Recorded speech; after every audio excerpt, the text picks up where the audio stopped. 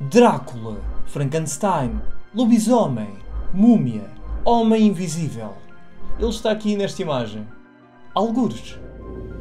Apesar de vários destes personagens terem vindo do mundo literário ou do folclore, houve um estúdio que definiu a iconografia dos monstros clássicos, que ao longo de mais de 2 décadas foi construindo todo um universo de horror, que até começou a ter crossovers entre monstros, tecnicamente tornando-o no primeiro universo cinematográfico. Esta era a Universal Horror, a série de filmes de terror que mostrou no cinema que os monstros são imortais. It's alive! It's alive!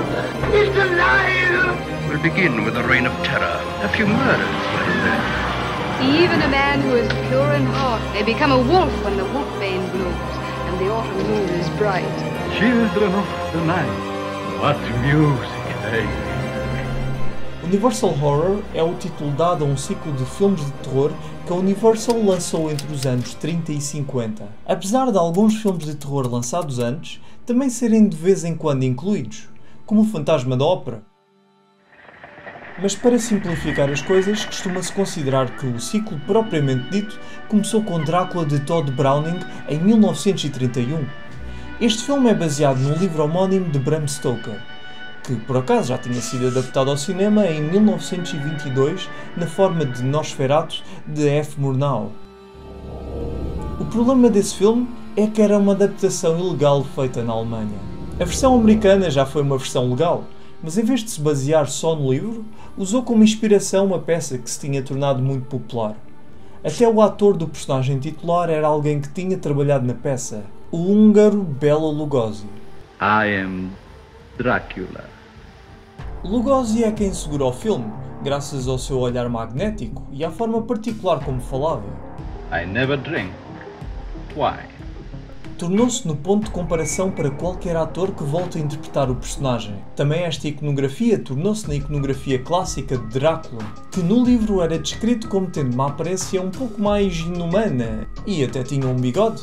E apesar de algumas limitações que faziam o filme parecer mais teatral do que cinemático, foi um sucesso imediato que depressa fez a Universal ponderar de produzir mais filmes de terror. Uma adaptação de Frankenstein de Mary Shelley começou imediatamente a ser preparada, e o filme foi escrito, filmado e editado tão depressa que saiu ainda no mesmo ano que Drácula.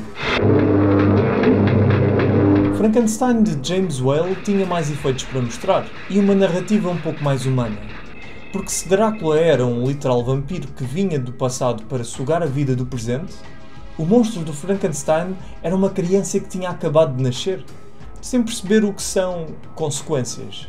Por exemplo, nesta cena ele queria amizade com uma criança, mas por causa da falta de compreensão de coisas tão simples para nós, que muitas crianças não sabem nadar, o monstro faz inocentemente algo que é verdadeiramente monstruoso. Interpretado por Boris Karloff, este monstro de Frankenstein era claramente diferente da versão mais inteligente e filosófica da obra de Mary Shelley. Mas pela sua confusão com o caos que causa, é um personagem com o qual o espectador se pode relacionar. Esta versão do monstro de Frankenstein com o parafuso no pescoço tornou-se no Frankenstein da cultura popular. Escolhe um monstro, põe-no verde e com um parafuso e pronto, Franken qualquer coisa. Com o nicho assegurado, a Universal decidiu produzir mais filmes de terror, alguns deles com Bela Lugosi e Boris Karloff, atores icónicos do género, mas que também tinham uma espécie de rivalidade.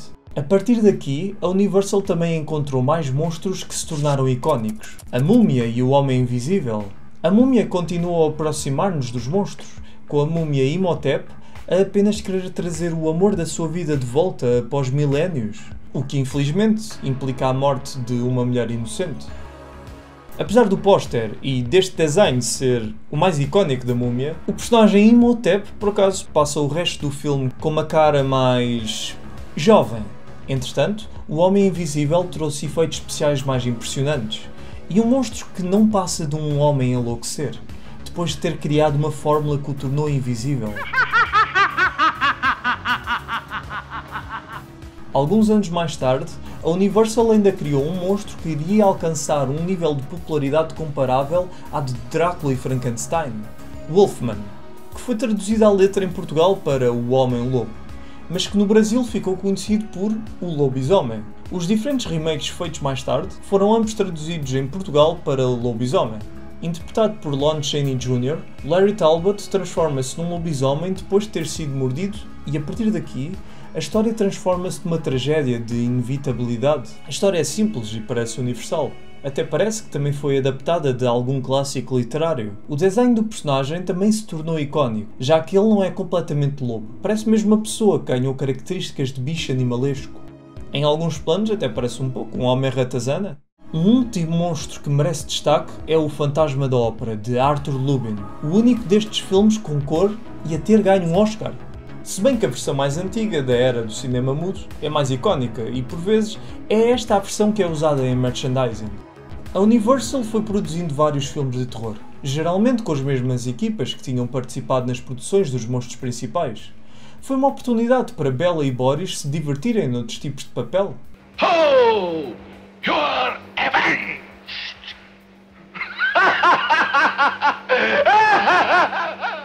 Mas a Universal Horror é tão expansiva que normalmente se fala só dos filmes dos monstros mais famosos. Com exceção de Fantasma da Ópera, a Universal apostou em força em sequelas para esses filmes. Frankenstein teve 3. Foi a série de filmes mais consistente, mas o pico foi o seu segundo filme, A Noiva de Frankenstein. O título pode dar a crer que é uma sequela tosca, mas este tornou-se num dos raros casos em que uma sequela é melhor que o seu original. E a meu ver, este filme é a joia da coroa de toda a Universal Horror. Follow the lead of nature, or of God if you like your Bible stories. Male and female created he them. Be fruitful and multiply. Our mad dream is only half realized. Alone you have created a man. Now together we will create his mate. Se só vires um, recomendo este. Before you came, I was all alone. Friends! Good! Entretanto, Drácula teve 2 sequelas, sendo que nenhuma contou com o regresso de Bela Lugosi. A Múmia teve mais 4 filmes que, em vez de continuarem a narrativa de Imhotep, recomeçaram do início com uma múmia chamada Caris. Mas Imhotep é ainda a múmia mais famosa graças a, nos anos 90, ter sido feito o reboot consigo. Um reboot que, eu diria que até ficou mais popular do que o seu original. Mummies, my good son. This is where they made the mummies. O Homem Invisível teve 5 outros filmes que foram brincando com o conceito de invisibilidade com diferentes personagens e nenhuma ligação entre si. Mais recentemente também houve uma reinvenção de Homem Invisível, que trouxe o terror para o contexto de relações abusivas. Quanto a Homem-Lobo, quando chegou a hora deste filme também receber sequelas, veio uma ideia fora do comum. E que tal juntar este novo monstro com um outro da Universal? E assim veio o primeiro crossover entre personagens de cinema. Frankenstein contra o Homem-Lobo. Vendo esse título já sabes o que esperar. Mas para além de entregar a luta de monstros, o filme entrega algo que todos os fãs de filmes sérios pedem. Pessoas a cantar. A one and all and sing a song. Parola, parolim. Parola, parolim. Nesta altura, a continuidade entre filmes não era muito importante, e daqui veio algo chamado de filmes Monster Rally, nos quais eram juntados vários monstros num único filme. Foram Castelo de Frankenstein e Castelo de Drácula, que punham Homem-Lobo, Frankenstein e Drácula a coexistir no mesmo mundo, mas nem sempre a encontrar-se diretamente. Estes Monster Rally foram a inspiração direta do Van Helsing, protagonizado por Hugh Jackman. Mas se estiverem à espera que nestes filmes antigos haja uma espécie de crossover, no qual os monstros lutam juntos, tipo Avengers, ou outro confronto entre monstros, fiquem desapontados, porque muitas das vezes eles nem interagem uns com os outros. O Drácula até morre nos primeiros 30 minutos de Casa de Frankenstein. Isto era só uma forma de dizer aos espectadores que, com o preço de um bilhete, iam poder ver todos estes monstros. Até alguns que eram só arquétipos de personagem, não eram monstros icónicos. Nos anos 40, o terror já não era um género popular porque, com o fim da Segunda Guerra Mundial, as pessoas preferiam ir ver comédias e musicais. Estes filmes de monstros já estavam principalmente a tentar apelar a um público jovem. Porque apesar do terror puro ter perdido popularidade, a Universal recusava-se em deixar as suas franquias morrer. Mantinham os seus monstros imortais e eternos. Stop that! Stop it! Quit that singing! don't want to live eternally. Why did you say that to me? Get away from me! Stay away! A Universal Horror finalmente saltou para a autoparódia em Abbott e Costello contra Frankenstein, que surpreendeu ao ser genuinamente bom. Até teve o regresso de Bela Lugosi no papel de Drácula, pela primeira vez desde o filme original. Apesar de ser uma comédia, os monstros clássicos agem exatamente como agiam nos seus filmes. Por isso a comédia vem em ver estas figuras sérias a cruzar-se com figuras um pouco menos sérias. Este filme criou um modelo novo para a Universal Horror. Passaram a ter Abbott e Costello a irem encontrando monstros diferentes em novas histórias. Nos anos 50, o terror sobrenatural também tinha perdido popularidade. Estes medos tinham sido substituídos por outros, pelo desconhecido da ciência. E foi neste contexto que apareceu o último grande monstro da Universal Horror, a criatura da Lagoa Negra. Este filme flutua ainda mais pela ideia dos monstros terem um coração romântico, mas incompreendido. E daqui nasceu uma trilogia. No fim dos anos 50, já depois da Universal Horror ter terminado, um estúdio chamado The Hammer começou o seu próprio ciclo de terror. E pegou mais uma vez em Drácula, Frankenstein e Múmia, basicamente nos monstros que não estavam presos por direitos autorais, mas tirou-os do mundo a preto e branco para dar cor ao sangue. Entretanto, as versões da Universal Horror foram-se mantendo na consciência popular graças a passarem na televisão, a merchandising e, claro, paródias. It's alive! Oh, it's alive! It's alive! It's alive! It's alive! Aos olhos modernos, estes filmes não são muito assustadores. Aliás, alguns deles nem eram assim tão assustadores quando saíram, mas as suas ambiências e temas dão-lhes substância. Há demasiados filmes para fazer um ranking completo, mas vou deixar aqui as minhas sugestões pessoais. Os 7 filmes dos monstros principais, mais A Noiva de Frankenstein, são os essenciais. Escolhe um monstro que te interessa e dá-lhe uma chance.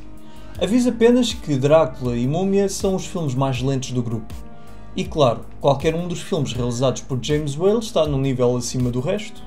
Estes filmes podem ser cápsulas do tempo, mas arrisco-me a dizer que graças aos personagens, ambiência e cinematografia têm um charme intemporal.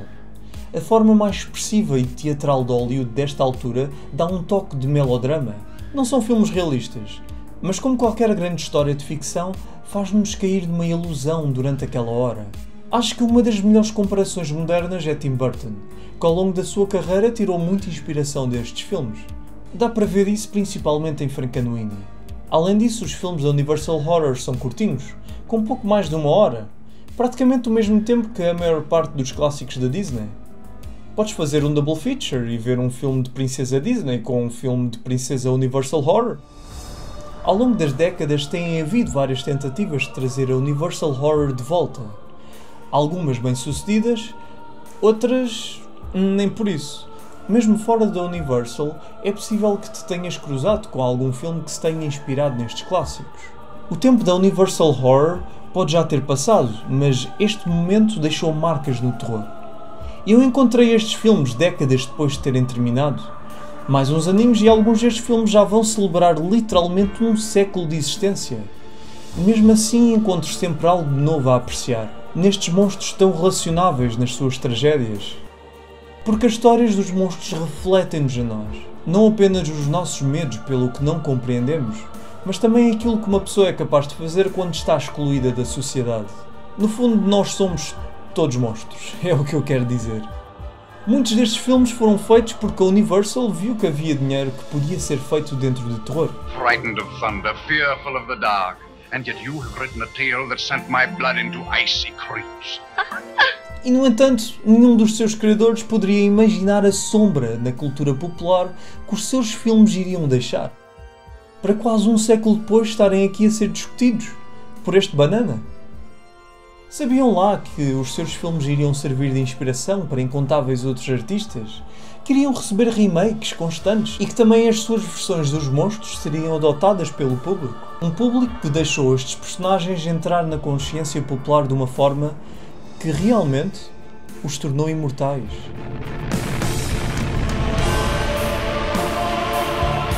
MCA Universal Home Video announces the Universal Studios Monsters Classic Collection.